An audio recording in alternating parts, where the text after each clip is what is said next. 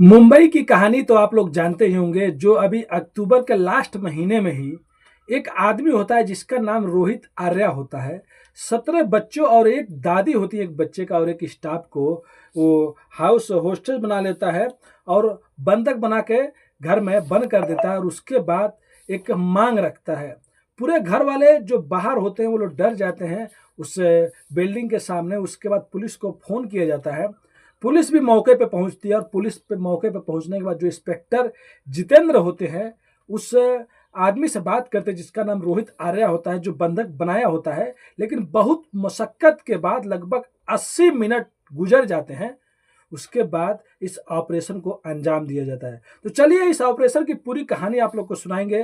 वो आदमी क्यों 17 बच्चों को किडनैप किया था और कैसे उन बच्चों को छुड़ाया गया था।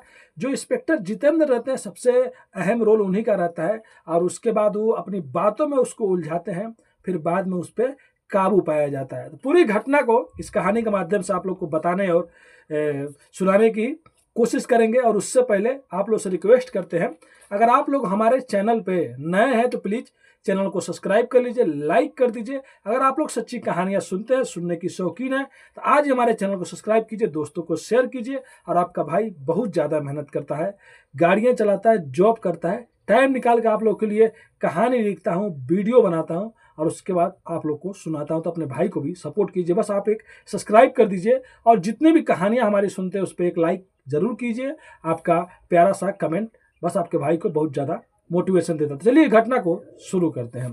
तो नमस्ते, आदाब, सत श्री अकाल। आज की जो सच्ची घटना मैं आप लोग को सुनाने और बताने जा रहा हूँ। ये घटना मुंबई के पपई जगह से शुरू होता है। कि चौथी मंजिल पे एक रोहित आर्या नाम का एक शख्स रहा करता था, जो 4 दिनों से एक ऑडिशन वहाँ पे चल रही होती है, जहाँ पे महाराष्ट्र के अलग अलग इलाके से स्टूडेंट बच्चे लोग आए रहते हैं, 10 से 15 साल के बीच के, और सब लोग इसी स्टूडियो में ऑडिशन दे रहे थे। और रोहित आर्या उन लोग को ऑडिशन ले रहा था। और इस स्टूडियो का नाम RR स्टूडियो रहता है, जो चौथी मंजिल पे, तीसरी मंजिल पे रहता है। 3 दिन ऑडिशन देते हुए बीत गया रहता है, और चौथे दिन की बारी रहता है जब 31 अक्टूबर की बात रहता है। बात 12 या 1 बजे का रहता है, जब बच्चे नीचे नहीं उतर के आते हैं। और नीचे उतर के बच्चे नहीं आते हैं, उसके बाद पता चलता है कि वो लोग नीचे क्यों नहीं आ रहे हैं। दरवाजा भी, मेन गेट बंद हो गया रहता है। तभी जो गिलास लगा रहता है, उस घर के बिल्डिंग के चारों तरफ से शीशे लगे रहते हैं, जो बाहर से भी देखा जा सकता है, अंदर से भी देखा जा सकता है। तभी कुछ लोग देखते हैं जो घर बाहर में खड़े रहते हैं, जो उन बच्चों के माता पिता रहते हैं, कि वहां से कुछ बच्चे जो है जो इशारा कर रहे हैं, मदद मांग रहे हैं। इससे पहले वहां पे 100 बच्चे रहते हैं, लेकिन 80 बच्चे बाहर निकल जाते हैं। 97 में से 17 बच्चे घर के अंदर ही रहते हैं, और उन्हीं में से एक की दादी भी रहती है और एक स्टाफ भी रहता है। कुल टोटल 19 लोग।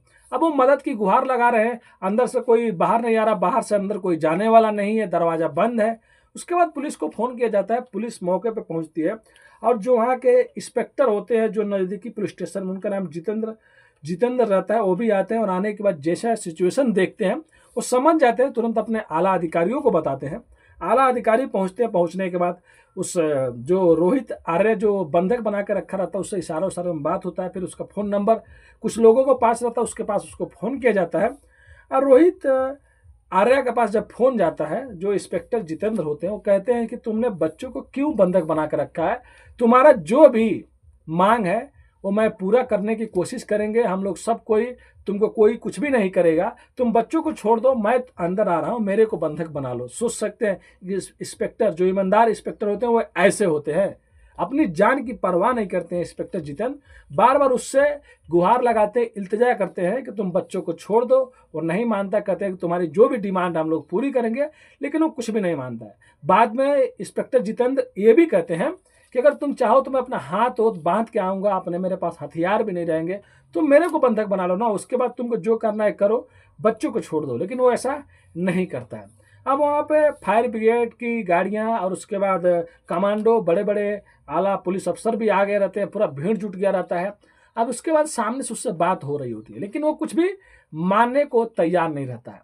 उसके बाद वो कहता है कि मैं किसी को अंदर आने नहीं दूंगा। और ये फ़ोन चालू रहता है, जो जितेंद्र रहते हैं वो बात कर रहे होते हैं, तभी उस बिल्डिंग का नक्शा मंगाया जाता है, बिल्डिंग का नक्शा देखा जाता है, कहाँ से आने का कहाँ से जाने का रहता है। उसके बाद पुलिस के जो दूसरे और अधिकारी रहते हैं उनको एक नक्शा में नज़र आ जाता है, अगर पीछे के रास्ते से चौथी मंजिल पर जाया जाए, लेकिन अंदर जाने के लिए आपको कांच के गिलास कटिंग करना पड़ेगा। लेकिन अगर कांच के गिलास आप लोग कटिंग कर रहे हैं, अगर उसको थोड़ा भी भनक लग गया तो बच्चे को कुछ कर सकता है, क्योंकि उसने पहले भी धमकी दिया रहता है, अगर कोई भी अंदर आने की कोशिश किया या कुछ चालाकी किया तो मैं पेट्रोल रखा हूँ और यहाँ पे आग लगा दूंगा। और उसके पास एक एयर गन भी रहता है और भी कुछ हथियार हो सकता है। तो कोई भी बच्चों की ज़िंदगी से खिलवाड़ नहीं करता था, नहीं कर सकता था। इसके लिए खुद बाकायदा पूरा बात होने के बाद पीछे से फायर ब्रिगेड की जो लिफ्टिंग रहती है, उससे फायर ब्रिगेड के 2 जवान को ऊपर भेजा जाता है चौथी मंजिल पे। और इससे सामने जितेंद्र फ़ोन पे बात कर रहे होते हैं कि देखो तुम कुछ ऐसा करना नहीं, और तुम बहुत अच्छे हो, तुम्हारी क्या मांग है हम लोग पूरी करेंगे, तुम बताओ तो, या मैं बोलो मैं अंदर आ रहा हूँ मेरे से बात करो, बच्चों को छोड़ दो।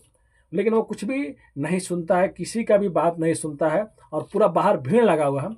तभी पीछे से जो जवान लिफ्टिंग से चौथे मंजिल पे जाते हैं, बहुत बारीकी से, बहुत धीरे धीरे वो लोग अंदर जाने के बाद उस शीशा को, गिलास को काटते हैं, और काटने के बाद वो लोग फिर नीचे आते हैं, और उनके आगे, यानी कि वो पीछे रहते हैं, उनके आगे अब कमांडो को 2 जवान को भेजा जाता है। अब जो शीशा कटा रहता है उसमें से बस एक ही जवान एक बार में अंदर जा सकता है। अब जैसे जवान ऊपर जाते हैं, जाने के बाद उस बिल्डिंग के अंदर दाखिल होते हैं 2 जवान, और बंदूक से लैस रहते हैं, सोच सकते हैं। और ये लोग अंदर जाने के बाद जैसे दरवाजे की ओर बढ़ता है, तैसे जो रोहित आर्या रहता है उसको भनक लग जाती है कि अंदर कोई दाखिल हो गया है। वो जैसे देखता है कमांडो को, तुरंत अपना एयर गन उठा के अभी ताना रहता है गोली चलाने के लिए, तैसे एक जवान निशाना लगाता है और उसके सीने पे एक गोली मार देता है। और गोली मारने के बाद तुरंत वहाँ पर रोहित आर्या गिर जाता है। उसके बाद बच्चों को दरवाज़ा खोला जाता है, नीचे से भी कुछ फोर्स आती है, तुरंत बच्चों को हॉस्पिटल लेके जाते हैं।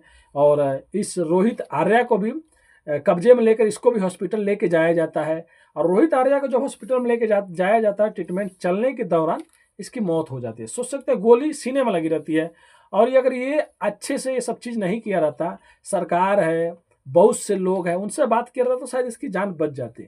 इसके बाद अब एक कहानी सामने निकल के आती है, आखिर रोहित आर्या ऐसा क्यों किया था, क्यों इन बच्चों को बंधक बनाया था। और जब रोहित आर्या के बारे में पता लगाया जाता है तो पता चलता है कि रोहित जो आर्या बहुत अच्छे किस्म का आदमी था। वो लोगों की मदद करता था और स्वच्छ अभियान चलाया करता था। और जो महाराष्ट्र के स्कूल है, कुछ 3-4 साल पहले वहाँ पे एक स्कीम भी बताया था कि हम लोग ऐसे करेंगे तो हमारे स्कूल का नाम अच्छा होगा, स्कूल साफ सुथरा रहेगा, स्वस्थ रहेगा। ये बात वहाँ की जो सरकार रहती है उसको बहुत अच्छा लगता है, रोहित का जो आइडिया रहता है। फिर बाद में वो हर एक हिस्सा में बढ़ चढ़ के हिस्सा लिया करता था। और लेकिन बच्चों को बंधक बनाने के कारण उसका पीछे क्या हाथ रहता है, तो बाद में ये पता चलता है असल में 3 साल पहले उसने एक अभियान जो चलाया था, जो स्कूल में मतलब साफ सफाई का जो भी चीज़ रहता था ये सब किया करता था। और उसके बाद जितने भी स्कूल होते थे सब लोगों में से एक दिन ऐसा आता था कि सब लोगों को अवार्ड दिया जाता था, महाराष्ट्र सरकार दिया करती थी। एक बार ऐसा होता है कि जो स्कूल में साफ सुथरा नहीं रहता है, जो इस स्कूल में कम नंबर मिले रहते हैं, उसको भी, उस स्कूल को भी अवार्ड मिलने लगता है। उसके बाद जो रोहित आर्या रहता है अधिकारियों से कहता है कि जो स्कूल ईमानदारी से साफ सुथरा और अच्छे हैं उनको अवार्ड दीजिए, कोई प्रॉब्लम नहीं, लेकिन जो जीरो हैं, जिनको 1 नंबर 2 नंबर मिला है, उनको आप लोग क्यों अवार्ड दे रहे हैं। मतलब अब अधिकारियों से अब रोहित आर्या की अब खराब होने लगती है बातचीत। उसके बाद वो सरकार को भी बोलता है कई बार, मतलब इधर उधर की बात भी करता है, लेकिन कोई भी सुनता नहीं था, अधिकारी भी इसकी बात नहीं सुनते थे। और एक दिन ऐसा आता है कि इसके जो कुछ पैसे रहते हैं रोहित के, वो सरकार रोक देती है। अब सरकार रोकने के बाद ये और परेशान हो जाता है, और होने के बाद जो महाराष्ट्र सरकार के जो एजुकेशन मिनिस्टर होते हैं उनके घर के सामने जाके भूख हड़ताल कर देता है, जो गांधी जी कभी किसी जमाने में उस टाइम में किए थे। अब भूख हड़ताल एक करने लगता है उसके घर के सामने एजुकेशन मिनिस्टर के। अब भाई खाना पीना नहीं, कुछ हो जाएगा। उसके बाद सरकार को अब इसके आगे झुकना पड़ता है, और सरकार इसको लगभग 15 या 16 लाख रुपए जो बाकी रहता है, ये जो बोल रहा था कि मेरे पैसे 2 करोड़ रुपए बाकी है, इंटरव्यू में एक बोला रहता है, ये पैसे उसको लगभग 15 लाख रुपए सरकार दे देती है। और सरकार कहती है इसका पैसे इतने ही थे, रोहित आर्या झूठ बोल रहा था, 2 करोड़ ऐसा कुछ नहीं थे, पहले की कुछ बात है। और ये उस सरकार से, शिक्षा मंत्री से, शिक्षा विभाग से ये गुस्सा रहता है और इसके लिए कई बार ये प्लान बनाता है और प्लान बनाने के बाद उस दिन इसको मौका मिल जाता है कि अब सरकार से और सरकार के लोगों से ऐसे बात करेंगे। इसके लिए वो कई दिन से प्लानिंग कर रहा होता है और ये पहले कोई भी इसका फैमिली मतलब इसका बैकग्राउंड खराब नहीं है, जैसे टेररिस्ट हो गया या झगड़ा हो गया, मुकदमा, पुलिस, ऐसा कुछ भी नहीं रहता है। ये चौथे दिन, लास्ट दिन यही सोचता है कि हम लोग बच्चों को बंधक बनाएंगे, उसके बाद मैं बात करूंगा। लेकिन उसके बाद एक जवान की गोली लगती है और इसकी मौत हो जाती है। तो ये कहानी बस इतना ही सामने आती है। अगर वो शायद जिंदा होता तो क्या कहना चाहता था सरकार से, किससे बात करना चाहता था, ये असली वजह तो कोई भी नहीं जान पाएगा। लेकिन उसकी पहली की जो कहानी है उससे ये लग रहा है कि वो सरकार से, शिक्षा विभाग से और वहाँ के कुछ अधिकारियों से गुस्सा था। इसके लिए उसने एक वीडियो भी बनाया था जब बंधक बनाया था। वो वीडियो को भी आप लोग सुनिए, उस वीडियो में वो क्या क्या कह रहा है, पूरा वीडियो को सुनिए। मैं रोहित आर्या की जगह मैंने एक प्लान बनाया और कुछ बच्चों को इधर हॉस्टेज रखा है।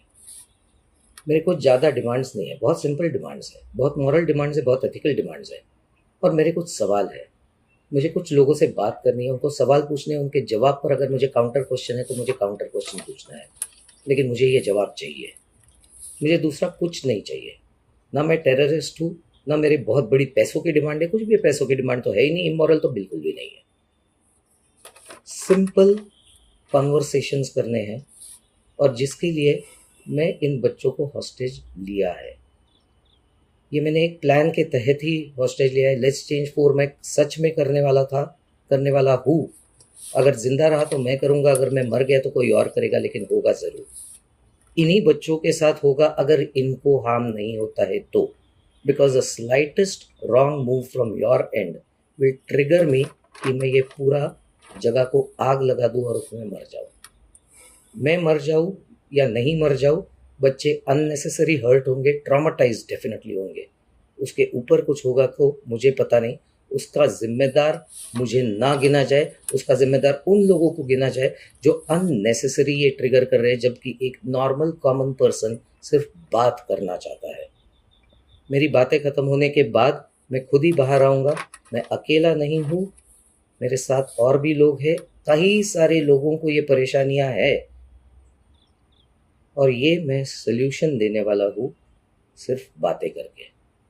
Please do not trigger me to do some harm to anybody. तो आप लोगों ने जो रोहित आर्या का वीडियो आप लोग सुने होंगे वो क्या क्या कह रहा है, लेकिन ये 80 मिनट ऐसे चल रहा होता है और उस टाइम के जितने भी लोग रहते हैं बाहर, माता पिता रहते हैं, सब कोई डर गया होता है। और उसके बाद पुलिस और जितेंद्र इंस्पेक्टर जो होते हैं, फायर ब्रिगेड वाले, सब लोग बहुत सूझबूझ से और इसको अपनी बातों में उलझाते हैं, तब पीछे से वो लोग जाते हैं। अगर उसको पहले भनक लग जाती थी शायद वो कुछ और अनहोनी कर देता, लेकिन फिलहाल वो अब इस दुनिया में नहीं है और गोली लगने से उसकी मौत हो जाती है। अगर वो बचता तो कहानी कुछ और भी सामने आती, कुछ और भी खुलासे होते, लेकिन वो नहीं है। ये कहानी सुनाने का उद्देश्य किसी का भी दिल दुखाना नहीं है दोस्तों, बस आप लोग को जागरूक और सचेत करना अपनी कहानियों के माध्यम से।